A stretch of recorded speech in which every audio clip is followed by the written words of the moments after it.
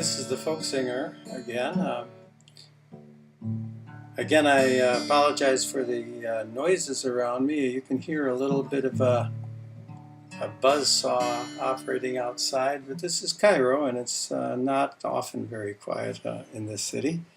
We're looking at the open D, and I assume that you have already gone to the part 1 of this video and practiced the open D chord, which is a D, D, E, F sharp, G, A, B, C, D, E, F sharp, and then another A, and then another D. And how to tune that we've already explained in the previous video. So now you're familiar with the chord, and you're familiar with a couple of other things. You're familiar with adding the 4th note of the scale by pressing down beneath the 1st fret on the 3rd string and changing that 3rd to a 4th. And then going back. Doing the same thing behind the 2nd fret of the 5th and 6th strings to suggest more of a 5th chord note.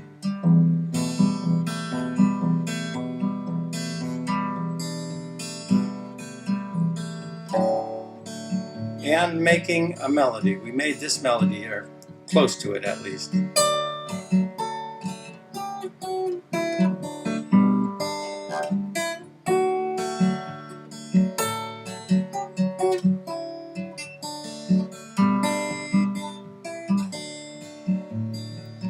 And hopefully you've practiced that, you have that, or you have another melody sort of like it.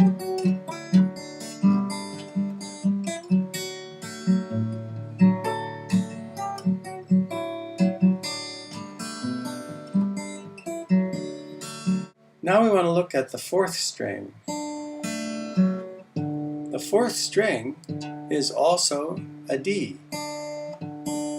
So if we play that the same way we did the 1st string, here we got do, re, mi, fa, sol, la, ti, do. We can do the same. And they're all on the same fret. So we can combine the pinky, and we can combine the 2nd finger. At least for me, it's the 2nd finger.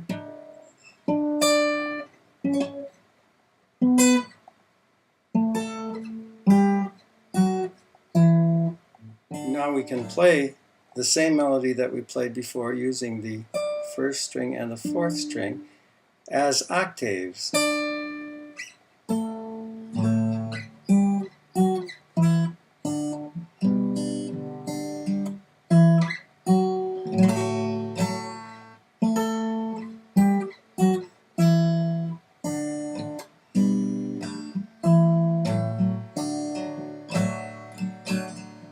And we don't have to just play it as simultaneous octave. We can go, instead of going, we can pick one of them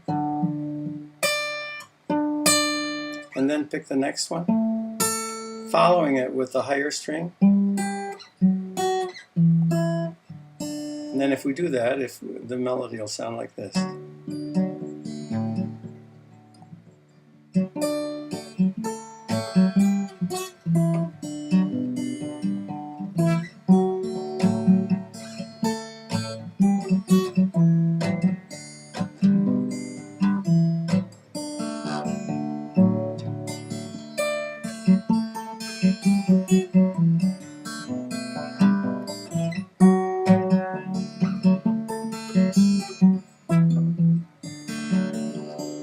Notice that some strings can be used somewhat like a drone. For instance, this string can be played all the time while I'm playing, or with the octave.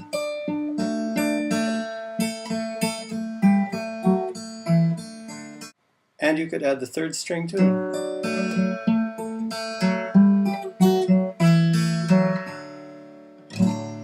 So putting them all together, you get a rather elegant sounding little sub-fancy, pretty fancy.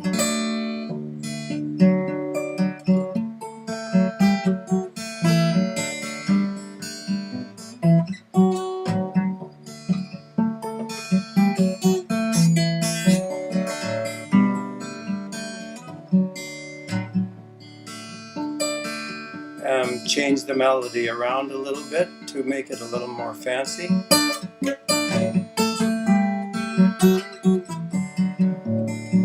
I'm just staying with those same two strings.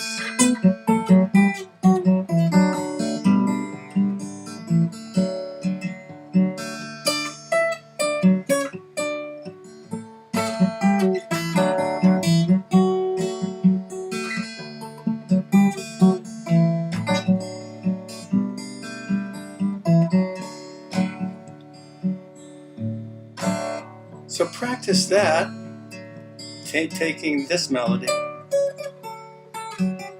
and turning it into an octave. And then we're ready to look at some other octaves that we can use in part 3.